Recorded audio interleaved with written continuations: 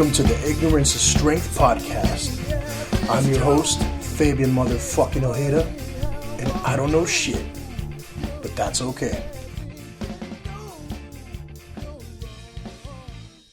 All right, let's get this shit started. Thank you everybody for listening to the Ignorance is Strength podcast. Hope you all enjoyed our last episode, which was Shit Show the 13th. And back with us today is Whitey, co-hosting today. We got a familiar guest. You heard him once on the podcast before, comedian extraordinaire, Mr. Johnny Roque. How you doing? Hey, I'm happy to be back. I thought like once you got like Chong, I would never be talked to again. Like I thought after you interviewed Chong, I was like, what are we doing with this small fry? We need Denzel Washington next. What? Oh man, Chong told us the same thing. He said he was nervous because Johnny's been on this show or whatever, and he just wasn't sure he could live up to the expectations. Yeah. Tommy Chong was like, "Oh man, you had Johnny Roque on the show. I'll get live up to that." Right? So it goes both ways, you know. But yeah, that's a good Tommy Chong impression. I did. Well, we made a little video of him too, and so I had Whitey and I running him over in that van where they're smoking pot and up in smoke, right? Yeah. And I do the little voice for Tommy Chong there where he's like, "Hey man," right? But so you listened to it, huh? Mm-hmm. Well, like I've been watching you since like you got out of the hospital. I was like, holy shit! But yeah, Fabian, that was scary, man. Well, I'm not quite dead yet, so you know we're doing all right.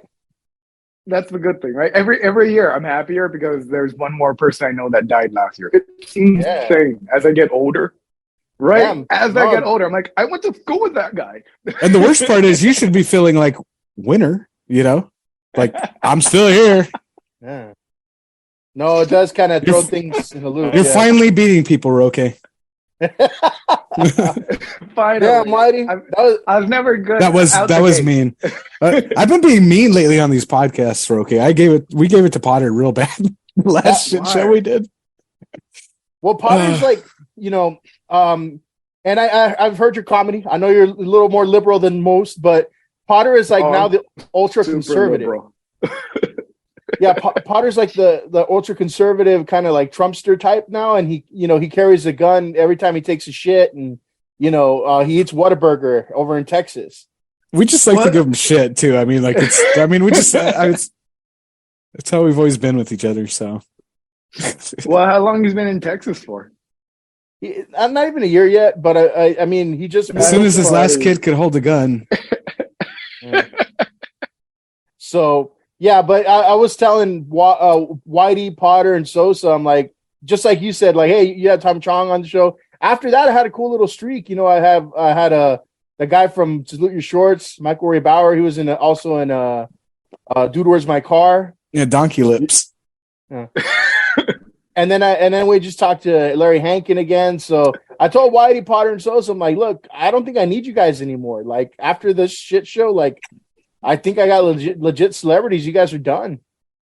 Yeah, you guys are like replaceable now. You're the new Howard Stern. That's a great comparison. That makes us whack packers. That is fucked up, Johnny. See, that shots fired, Fabian. I was just there was friendly banter a minute ago, but well, so this guy's firing today. A little peek behind the curtain there. For everybody who wants to know, Whitey requested you again, Roque. He wanted you on. I thought, hey, I'll have Johnny on anytime, but Whitey specifically wanted to talk to you, and he wanted to do it immediately. He's been hounding me for months. I'm just like, what it was? It was you started posting more of those shorts, the YouTube shorts, and your comedy's gotten a lot better, man. Like, not that it was bad before, but you're like kind of like honing your fucking skills now. I feel. We want to go see a show, man. Well, I have to. You were playing over here in at the lamppost over here, and freaking it was just so late. I work at like 5 a.m. I just couldn't make it, But I was like, "Fuck, Fabian, we need to go fucking see Johnny." Mm-hmm. Well, I'm trying to do a special later on this year, and I'm going to title it Comedia en Inglés. Yeah. And it's going to be recorded down over, hopefully the Hyperion Theater or the theater, the Elysian Theater would be great. But like cool, right now, that's what I'm planning on doing. That's awesome. Because like for a while I was really like, oh man, it'd be cool if someone picked up my special. But then I was like, well, I heard it's better to sell 1,000 copies of a special that you own as opposed to 100,000 copies of a special that you don't own. Like you make more money in either way. And that's like the whole goal this year. This whole goal was like, let me really hone on this stand up and let me get this stuff down. Like I know I'm really liberal, and I should be. I'm a comedian. There's no like if there's a conservative comedian, it's a bad comedian. That's what you're talking to. Like it's just like comedy's supposed to be rebellious. It's supposed to be a thing where you're like, oh, let's not make fun of this, and then you make fun of it. That's how comedy's supposed to be. Yeah. And I think like people putting too much like emphasis on like comedians' words is what like made all this thing like. I guess I want to say cancel culture thing, but it's not. It's not. Every older comic that's complaining about cancel culture, it's just they're past their time. That you don't hear a lot of young comics going around. This cancel culture is affecting me. No, you hear like the Tim Allens, who were like, Tim Allen was great in the '90s, but dude, go home. Like let other people get on stage. Now, I hear what you're saying, and so like I understand that point of view. You don't think there's any sort of like, cancel culture, like it's not a bad thing at all? Like you just think maybe it doesn't exist, or it's not as bad as it make it seem, or what are you saying with that? I'm saying it doesn't exist. Like even for like super conservative people, like that just means that's their person, that's their audience. That's all they're going for. Like if they're being canceled for saying something crazy or saying something like people don't agree with, that means that the mass, like you're not a mass culture type of person. Like you're not going to be for the mainstream media because that's just ran entirely differently. But that doesn't mean like your own media doesn't hold any weight. Right. Like Joe Rogan, for whatever shit he gets, he's mainstream media. No matter what like you want to say, he has millions of people listening to him. You can't get more mainstream than that. Yeah. Yeah, more people like, now will quote him than like a fucking, book. And you know what? They need to like quote his full title when they quote him. Comedian Joe Rogan said, like they just have to say that part. Yeah, they take it as gospel for sure. I started a podcast called Johnny Explains, and I haven't really did like an updated episode in a while because I did a breakup and I went through a move and a whole bunch of other stuff. But I started Johnny Explains just because I wanted to have a say in something and like, this is what I said about it. It's just me explaining it. Don't take it seriously. It's a comedy podcast. Listen to this while you're doing data entry. Yeah. And I think that's where most comedians should be. There's too many comics who are like, what's wrong with this world and being serious about it. It's just like, oh man, you should have been a politician instead. I think you would have been better at that. Well, you see, it's always kind of been like that. Look, like people will say, and this is not me, trying to be an expert. I don't know shit, and I'm the first to tell you I don't know shit, right? But somebody like back in the day, like George Carlin, right? He would complain about everything. And to me, I'm like, well, I don't find that funny. A lot of people found it funny. I found a lot of his points. I'm like, okay, I get it. I understand. Maybe I agree. Right. But I did not find him funny. He was just, to me, it was just complaining about things, and I think everybody has like their different times where they, where maybe it was an era at that point where everybody was fed up with shit, kind of like we're at now. Right. And they're just like, yeah, that's true. You know what? That is funny, but I never understood it. Well, it was like that. It's that rebellious level of like George Carlin coming in and being like, "Oh, fuck the man. Let's curse. Who cares about religion? Let's do this stuff." And that's kind of like that's the thing. Like when you take a stance against people's beliefs, it really affects them. Like I don't believe in anything anymore. Like I'm not really a big believer in religions or chasing God. Because I feel like that's not our responsibility. Personally, I feel that if there was a higher being like, hey, you should know me just by this book. everyone knows that's a terrible way of doing things.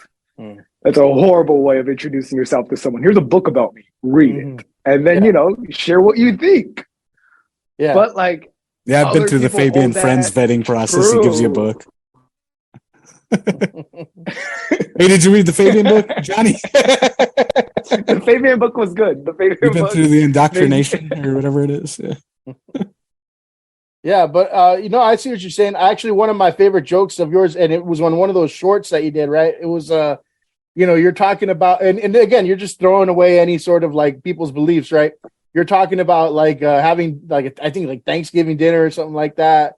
And somebody comes out as like gay, that's right, gay and vegan, right? Yeah, like, yeah. Oh, just be gay. Yeah, my dad just like, come on, let's eat tacos. I thought that was hilarious, man. I was, and I thought the funny one that was fucked up was the threesome. You were gonna do a threesome, and then your friend fucking, the person, somebody backed out, and you and Hector still had to do it because you already paid. Yeah, I try to be a good boyfriend. Yeah. Like, babe, let me spice it up. You want to have a threesome? No, I think I think that's my favorite short that you did, man. I was just laughing my ass. I think it popped up while I was listening to a podcast at work or something, like whatever it was. It skipped over to something else, and since you're in my feed, all of a sudden I hear that, and I'm like, just fucking dying laughing, dude. That was a good one. Yeah, man. Like Whitey said, I got to give you your props there, man. You've been working on your shit, and it's really getting a lot, funnier, man. Like I've been every time I see one of your things pop up like on Instagram, like I'm like, check this guy out. He's funny as shit, and I've been sharing it in the fucking the text message thread I got with these guys and everything too, man. So hell yeah, kudos, thanks, man. Yeah. Thank you. I appreciate all of that. Like I appreciate like just hey, listen to this, watch this. Like, and that's why. Anytime anyone shares anything I have on Instagram, I shout them out because I appreciate it. Like, I don't care if it's 100 times that someone shared it. I'm going to be like, thank you very much. Yeah. Like, sure. I don't get why people are not happy to have their fans. Mm-hmm. Like, if you're a fan of what I do, I love you. I celebrate you all the time because I know everything I say isn't for everybody. And I know it's like a lot of people have to. I ask that people take a stand out of a fence when I say things. Like when I'm on stage, sometimes I have to stop the show and be like, listen, these are my thoughts. Mm-hmm. These are my thoughts, people. You shouldn't have these thoughts because this is a show and you're paying to watch new thoughts. Mm-hmm. I just think it's shitty when people go to a fucking show or whatever and they got a chip on their shoulders and like that. Like, you're supposed to be there to have a good time, like be open-minded, whatever. Like, just fucking leave if you're not going to fucking enjoy what you paid for or whatever. Like, I don't know what else to tell you. I'm really sick of that. Like, I see comedians fucking going off on people all the time, sitting there heckling or whatever. Like, oh, you offended me on one little joke or whatever. And they're sitting there ruining the rest of the show for everybody. Yeah, it's like, just wait. I'm gonna say something else in like 2 minutes. Yeah, I'm gonna say another joke. Just wait. This one's not for you. It's okay. Go use the restroom. Like, I had some guy get like in my face once, and it was annoying. It was like after the Chris Rock getting slapped by Will Smith thing. Yeah, that pissed me off so much when Chris Rock got slapped like that, and I was just like, "What? I don't know, award show." Like, I've been in dive bars, and that's been a constant possibility. Yeah, but like for that to happen at like the top level of Hollywood's awards, it was just like, wow. As a comic, that just happens. Because like afterwards, maybe like 2 weeks after, there's some dudes at a show who had like really young girlfriends, maybe early 20s. And they looked old. They looked like in the 40s. So I was just making fun of that. I was just like, yeah, would you guys get permission slips to be here? And then like afterwards, one of the guys was like, that was kind of offensive to me and her. And I was like, okay, dude. Whatever. He's like, can you apologize? I was like, I'm sorry. Are you happy? I'm fucking sorry. What do you want? Mm-hmm. And then he was just like, it just wasn't okay. I was like, well, then you shouldn't come to a comedy show. If that's your idea, don't come. Get your old asses on out of here, yeah. Get out of here before I call Child Protective Services. Get out of here. Before I call her parents and shit, right? You mentioned like the hecklers and things like that, man. Fuck, I think I remember remember like when we actually went to go see you in La Puente way back when, right? You even kind of had like a little heckler that night. I feel like I was the heckler that night. Like I always felt like I was the heckler that night. I was like, fuck, like I shouldn't be yelling at Johnny while he's on stage or whatever. Just because I know him or whatever doesn't mean like gives me the right to fucking just start screaming at him. No, there was a guy. I remember Fabian be like, "Hey, calm down." I was like, "Oh, okay." That's right. Yeah, I remember. This is fine. This is safety. I was about to beat that guy's ass. Damn, I was kind of wild back then. I would have done that. Now I just probably won't say anything because like I don't want to walk that far. But you know, back how long did you do that room anyway? Because that room was kind of like neat. It was right off the freeway, right there. I did on and off for like 8 years. Like, how do you manage that anyway? Like somebody was doing the show, or did you start that? No, okay. That room got started a long time ago. That room got started. Like, I think Felipe Esparza did that room when he was starting out. Gabriel Iglesias used to go there. Joey Coco Diaz. George Perez was running it when I first started running around. And then Martin Rizzo got a hold of it. And then Martin Rizzo would always put me up, so I'd be there every weekend. So I was doing that room a solid 4 to 5 years. And it was just my 20s. That's what it ate up my 20s. I was from 21 to 26 easy there. I just remember it was right next to the weed shop, so good looking out, bro. You know, and Roque, I think I told this on the last time you were on.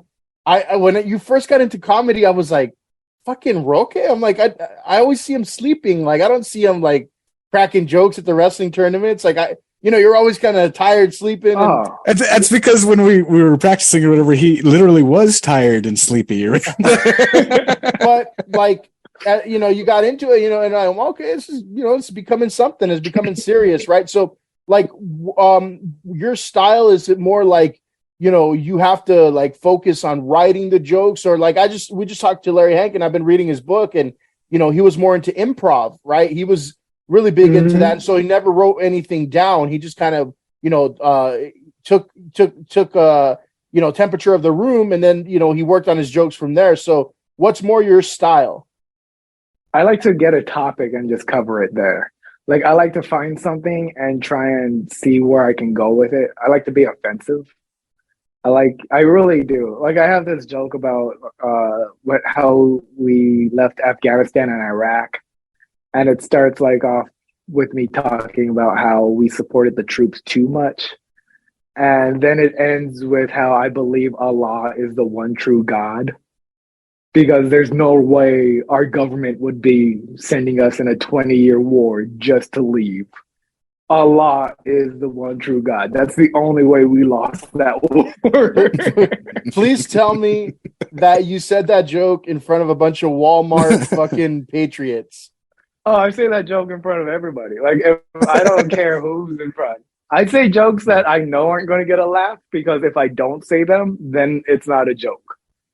Like, if I go in front of an audience that's super liberal and I'm going to do a joke that they're not going to like, I'm still going to say it. Like, I'm still going to say like a joke about gun control or something that they're not going to be happy with. Because if I say it somewhere else because it's safer, that doesn't allow me to grow as a comic either. Like, if I don't say these jokes that I'm like, that guy might get offended, that guy might like it, who knows? But like, I have to deal with the uncomfortableness of it.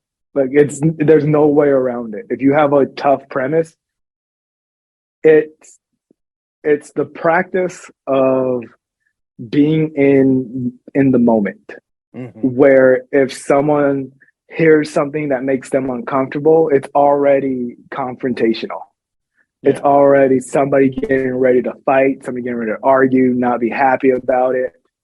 And then like the practice is just standing there and be like, and Allah is the one true God. Like, yeah. Just having to say that with a straight face.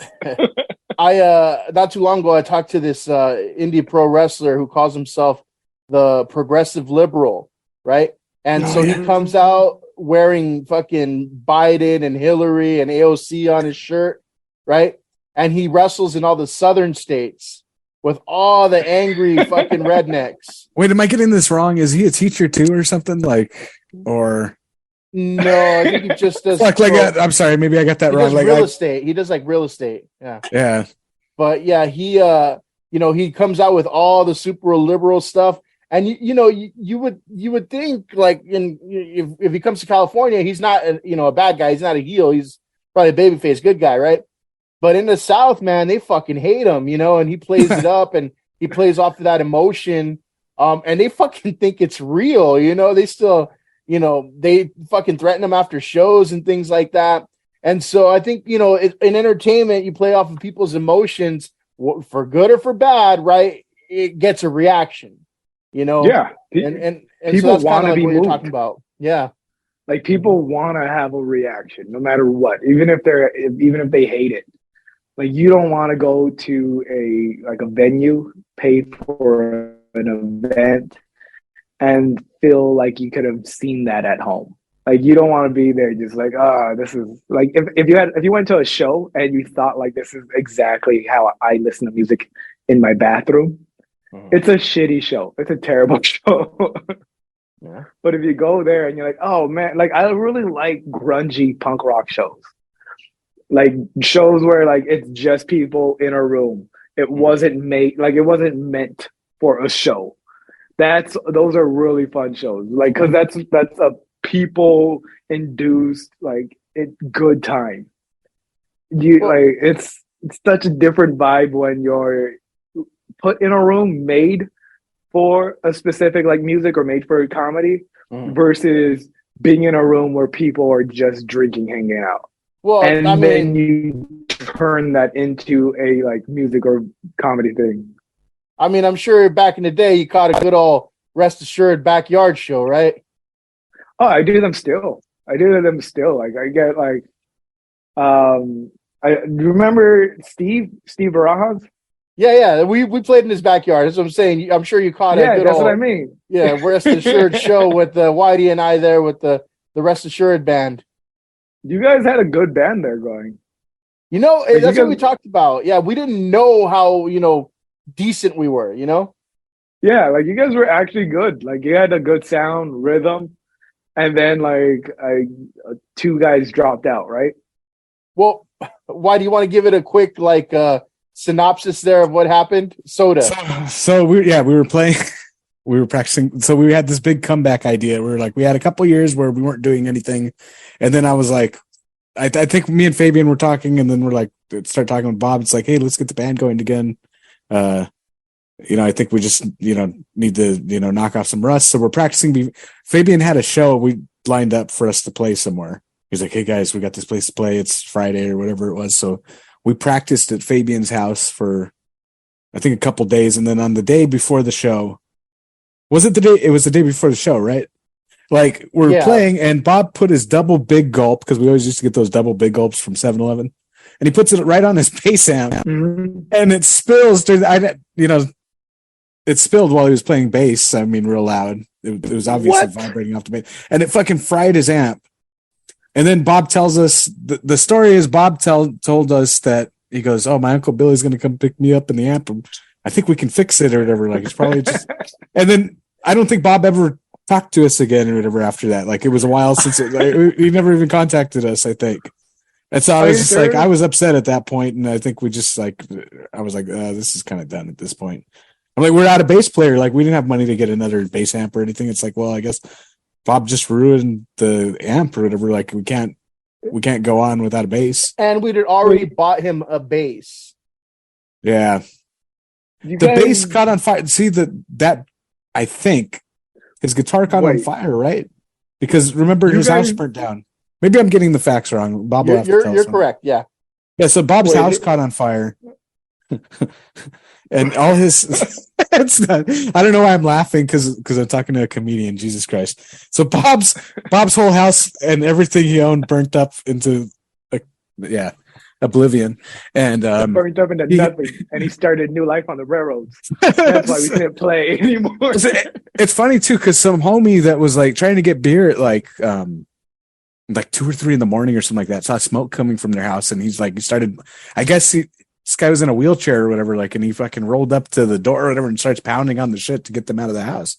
Guy saved their lives. I mean, they were asleep, But anyway, freaking I think Bob's bass burnt down in that fire.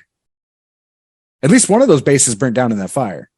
And they didn't have homeowner insurance? No, they got insurance or whatever, but Bob spent it on like rollerblades and like script writing software and everything, but getting the band back and going again.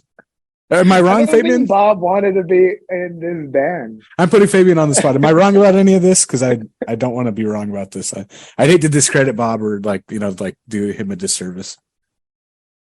Yeah, I don't think Bob wanted to be in the band. But see, Bob here's the thing. Bob had Bob things going on or whatever at the time. Like Bob's complicated.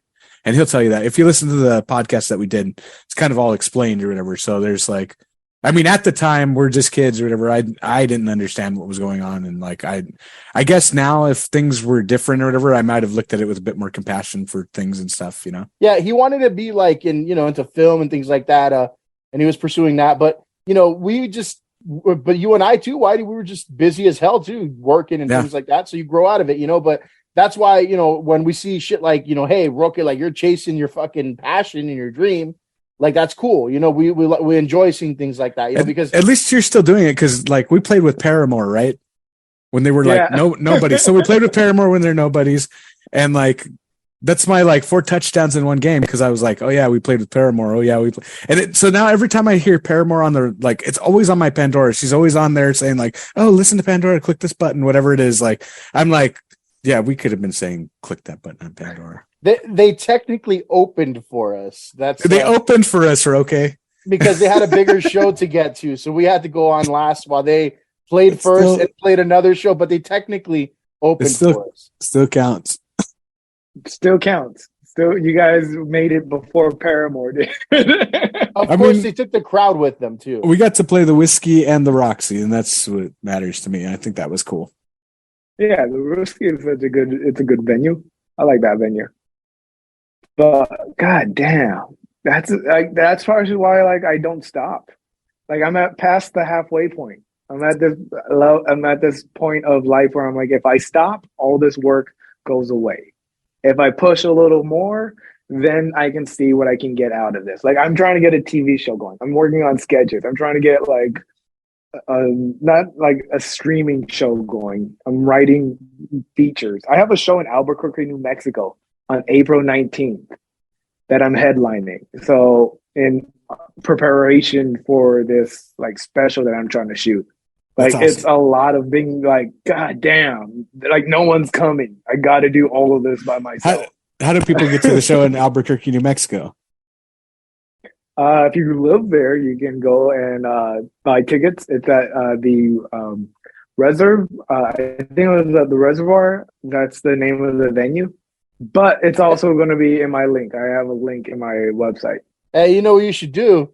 You should talk to those Navajos that we hosted for fucking wrestling season. Who beat our ass? The Navaliers. Man, they sandbagged. They sandbagged at practice. They sat there, ate my pumpkin pie, and fucking beat me in front of my mom, and that wasn't nice. Dude, they were like, okay, we don't even know what wrestling is. We have no skills. And like we'd wrestle with them and they're like, oh, is that a takedown? And then when we wrestled them at the match, they beat our asses. Just like, you motherfuckers.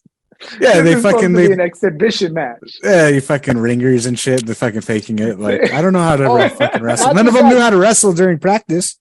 Sons of bitches. They put some sauce on it, dude. They're like in practice, they're like, oh yeah, I was state champion last year, and then I get in there and I beat this guy's ass. I'm like, you were state champion? Like, I could be state champion. You ever see that My Name is Earl episode where Randy's like, Earl wants to give him his touchdown back or something like that he took from him. So Randy's like fucking all these guys up or whatever for Earl or whatever. Like, and after every tackle or whatever, Randy just, because Randy's obviously much older than everybody else now, he just kind of gives the like shoulders like, oops, you know.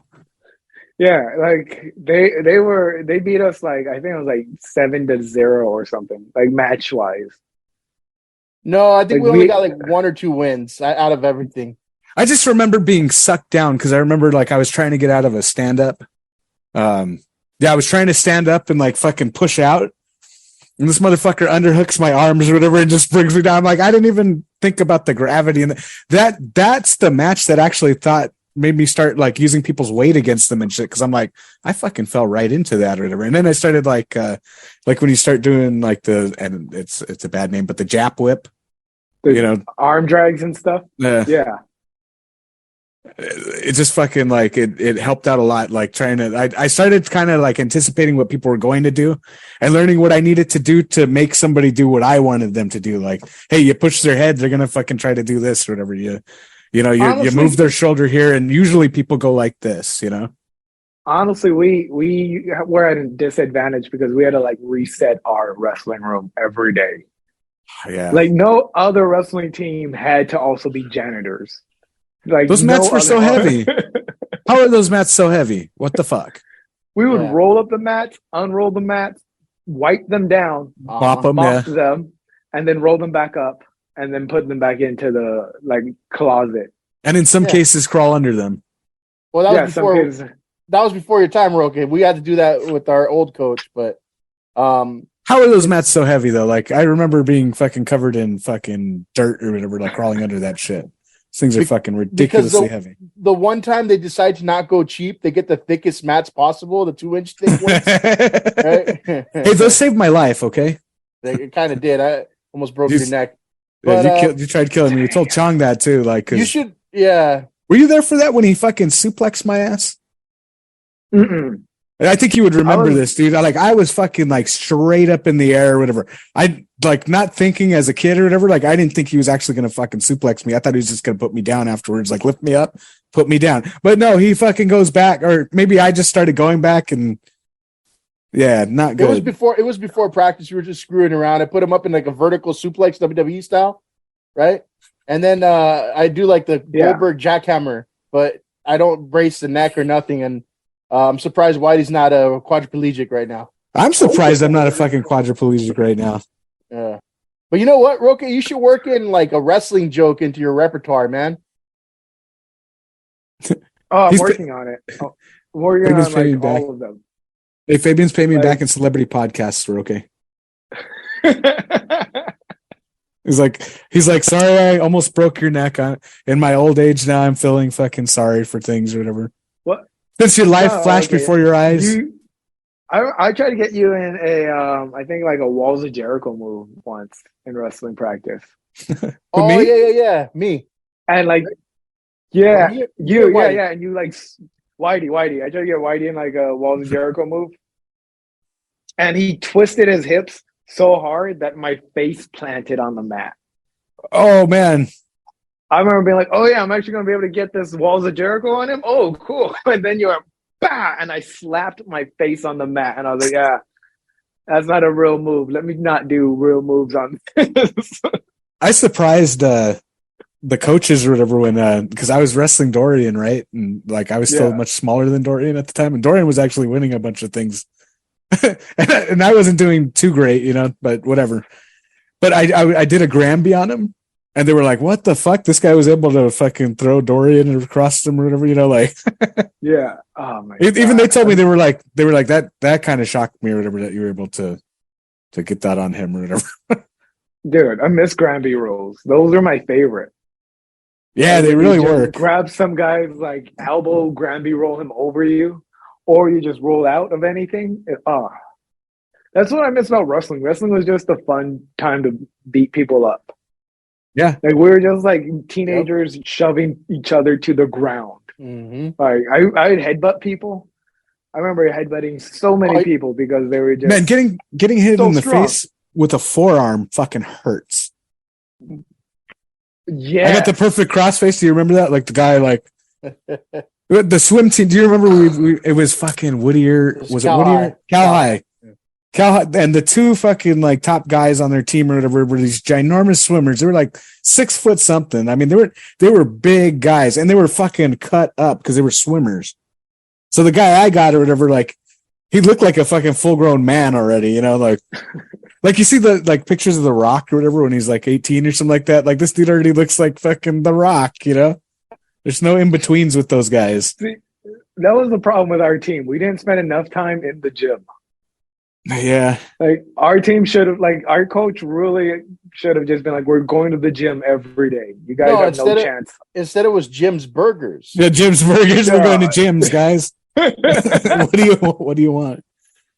Yeah, remember? Like I always remember you chasing the van over at Jack in the Box or Burger King or whatever the fuck it was.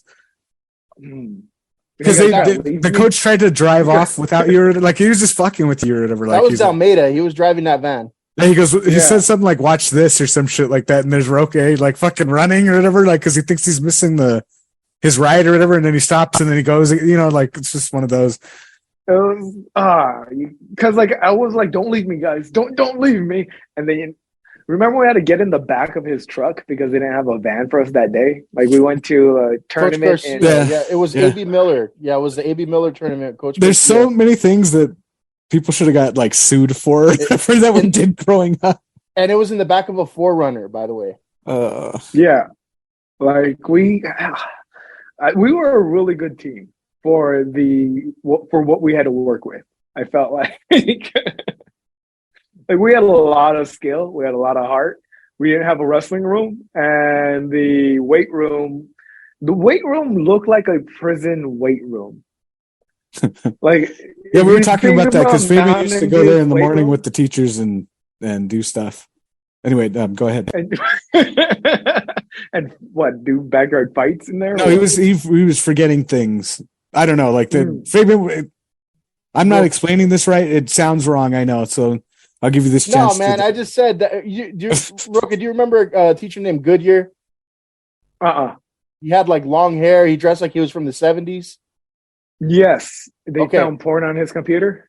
Yeah, they messed with him. He it wasn't his, but he, everybody thought he was like a weirdo and all feminine and everything. And I told these guys in the last podcast, I'm like, no, dude was like a man's man.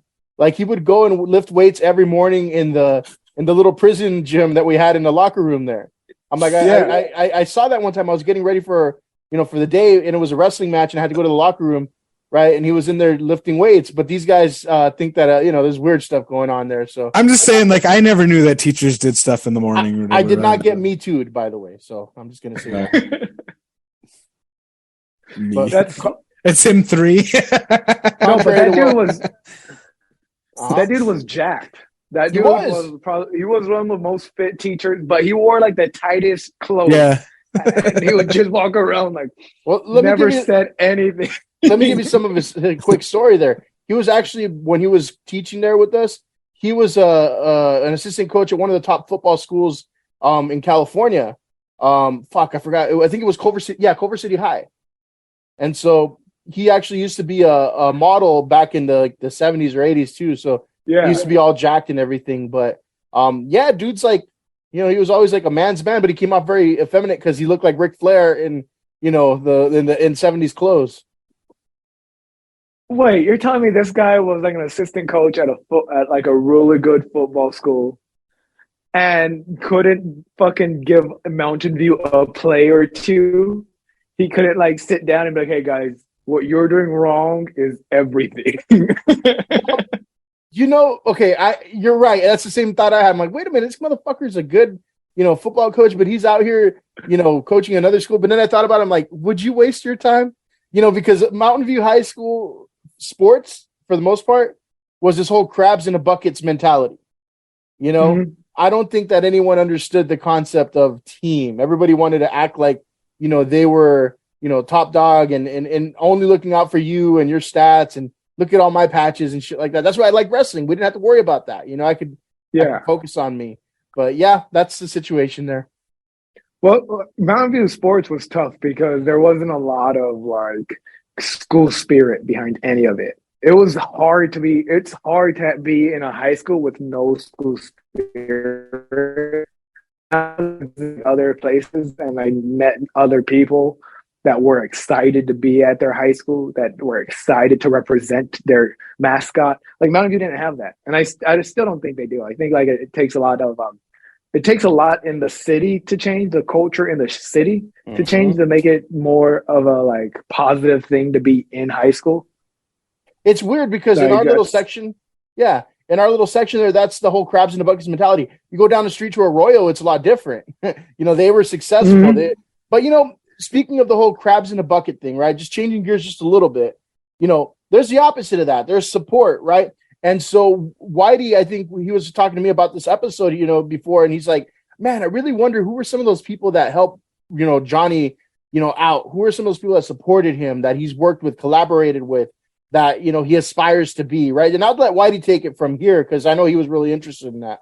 It makes me feel like I'm asking about your hopes and dreams and everything little Johnny needs to be nurtured. I don't know. No, but who's helped you out so far, man, that you can like say, man, I appreciate this person, Felipe Esparza. That dude has helped me out a bunch. Like, I used to open for him on the road. Yeah. That guy's funny, man. We see him on like Superstore and stuff. My wife likes watching him. His comedy specials are great. Yeah, his comedy specials are very funny. But like, as a comic who's been able to give me advice that has helped, he's been the main like person to be like. I remember there was this one time when I was like doing a show in East LA. It was, I think, at the Paloma Room, and this lady just kept heckling. She just kept talking and talking, and I was trying to like go back and forth and just make that work out. And then when I got off stage, she was like, hey, next time that happens, like Felipe was like, don't talk back. Just do your joke. Just steamroll through them. They're going to calm down and you can just go on to your material. And after that, like when that happens, I do that now. Like that's one of the few times when I'm like, oh, cool, this advice helped. Some people give terrible advice. Some people like try and give advice and you're like, oh, really? I'm not going to listen to you about things. But then, like, this dude, he would give good advice constantly. Like, when I was on the road with him. Is this during or after the pillow fights? Oh, after. I saw the video. Sorry. I was just thinking about that. Years before. But, like, I worked with Fluffy for a little bit, Gabriel Iglesias. Yeah. And I didn't learn nearly as much as I learned with like hanging out with Felipe. Like, there's been a few other comics, but for the most part, like I said, it's just been me the entire time. Like I never tried like Joey Coco Diaz. Yeah. Uncle Joey, he was a big influence on me just because one of the first people I saw to not do any Latino jokes but be a Latino in a like Latino room was Joey Diaz. He was just like doing his material, killing, and I was like, this is like, that's the dude. Like that's a real deal comic for me. Yeah, him and Felipe both seem like some of the boys or whatever, They don't necessarily seem like giant celebrity. You see them everywhere, but like they seem like somebody you could like just fucking hang out with or whatever, Yeah, and they're fucking great. Like they're down to earth. Like it's like my whole thing is like I want to be a headliner. Like I want to be the main guy. And like when you're a comic, you don't work with other comics. You like that's why like you never see headliners work together, just because they can't. Just it's in the name alone. And when you need to learn how to headline, like you have to learn how to do it. Like I know there's a lot of comics out there right now that are headlining and they got a lot of fan base and they're very popular. But then when you look at their sets versus like actual headlining sets, you're like, oh, you didn't learn how to do that yet. Like you're still going into the crowd for a lot of your material. You're still playing off of what other people have to say, or you're still doing hacky jokes. Like when you learn the headline, you have to build it all out. That's why like I'm building this special Comedia de Inglés. Comedia in Inglés. That's the thing about like having a framework of it, starting with a idea and then fitting all my other little jokes in between to make the whole package a show that people want to watch. That kind of sounds like oh, go ahead. And then when you're done with that, you do it again. I was going to say, that kind of sounds, the title of it kind of sounds like you should have a commercial for Inglés sin barreras in there. I don't know if you remember that commercial, Inglés sin barreras, right? But you should have I have subtitles underneath that says comedy in English. But you mentioned a couple things in there, like, having to be the Latino guy and telling Latino jokes, right? It's almost expected, right? If you're a black guy, you tell black jokes, Asian tells Asian jokes. So that's something you touched on there. And you talked about some new comics that are out there that are headlining. Maybe they don't quite, play up to certain things, or they're still relying on the crowd on certain things. I don't want to ruffle any feathers, right? But I don't want to be a George Lopez out there. But like I talk about, sometimes I don't get comedy, right? And like you see people that are popular out there, and I'm just like, they're not really that funny. How is that getting over? I don't think that kid that George Lopez disrespected, Barbosa. I don't think he's that funny. I mean, I've told people, give me something like, give me something of his that's like funny that'll make me laugh my ass off, right? I've watched everything. I'm like, nah, man. Maybe I'll chuckle a little bit, but I don't know. I know it's all subjective, right? But that's the thing too. Like, it's like if that's not your thing, then that's not your thing. No big deal about that. That's why I always tell people, for me, like, if you don't like what I'm saying, then I'm probably not the guy you want to keep listening to. But like, when there are other people who are like phoning it in, like I remember watching Chris Kattan. Like, he started doing comedy after SNL, and he would like headline shows, and just watching him, it'd be very clear that he didn't know how to do stand-up comedy as well as you should when you're a headliner. But like some guy like Ralph works a lot. Like, he works in Texas a bunch. He's on tour a bunch. And like him, just as a young comic himself, he's structuring his own like life. He's structuring his own material too. He has I want to say like a Hannibal Buress type of cadence. Oh, yeah, I like Hannibal. It's funny. Like, that's how like Ralph kind of, like, when I listen to Ralph, it kind of feels like that same little like, and then I dropped my lease. And I was like, wow, is that a lease to my 1-bedroom apartment? Like, I was like, oh, that's a good story joke. That's a good bit. Like, it's tough. It's a tough place to be. Like, that's where like the cancel culture and everything kind of like separates people. That's where I try to tie it in, but go ahead, Whitey. Oh, no, I was just going to ask him on a different topic. Meeting your heroes, man. You ever met a hero? Or like somebody that you look up to, and then you were like disappointed? I was just talking to I think Fabian about that. Like, I met Cheech Marin once. It was Cheech and Chong over in Colorado. Got you, yeah. They were walking by, and I saw Cheech, and I was like, "Hey, Cheech, I'm a comic from LA," and he's like, "Nice to meet you, comic from LA." And then he got in his car and left. I was just like, "Oh, this was disappointing." This was not. I should have said hi to Chong. He does podcasts. he will do it, dude. Like, he'll fucking jump onto like any podcast at this point, I think. I like Chong. Chong's dope. He went to jail for bullshit. Yeah, for bullshit. Yeah. And now, like, you just go in and it's like a fucking department store or whatever. You get your jewelry cases, and you're like, I want this, this, and this, and they take your little debit card and charge you taxes, and you're good to go. Yeah, I'm all for that. Like, again, super liberal. I'm all for open borders. I'm all for legalizing drugs across the board.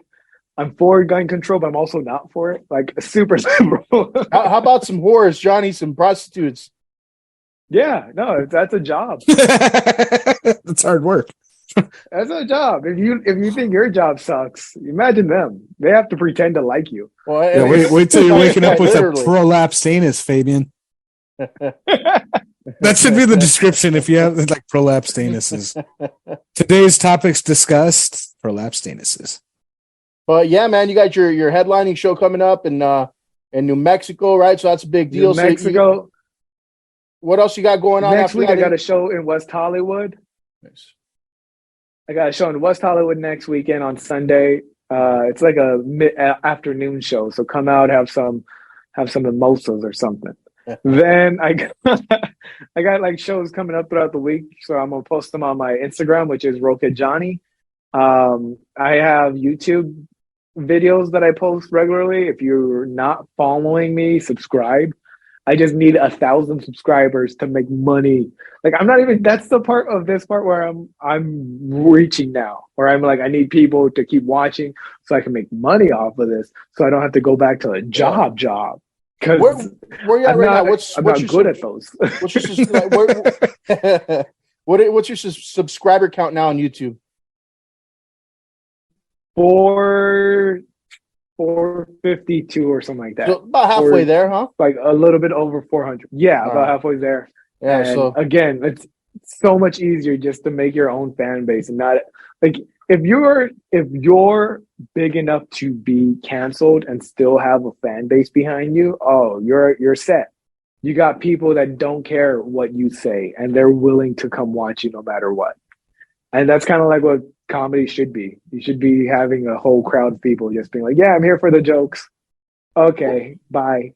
well, that or politics, right? So you kind of just describe the Trump base. So I think I've got it. What we're gonna do is we're gonna take this picture right here, the one behind me, your profile pic, and we pop a fucking QR code right on its forehead, and we just fucking wild post those stickers every fucking where. I see them every time I get off the freeway. Right, I see like all this fucking graffiti on these like street signs and shit. Just to have somebody go out and fucking post them everywhere. And so they're going to be like, who's this fucking face right here? Because the orange glasses and everything. And they're going to click the goddamn QR code, Roque. Yeah. Dude, I got to get a sticker order in through you. Once again, everyone, make sure you follow that Instagram. And then if he has a local show, check that out. I really want to check you out, man. Like if you're doing a Friday night show in the area over here, that'd be perfect for me because I can get off of work and check it out. But keep us posted, man. And I'm going to share this and make sure we get you to that 1,000 subscriber if I can help it. Yeah. Good Thanks, stuff, dude. Johnny. I really appreciate that, guys. Keep up all the right, good Johnny. work. Thanks again, man. And for everybody listening at home, appreciate it. Thank you. Fuck you and good night.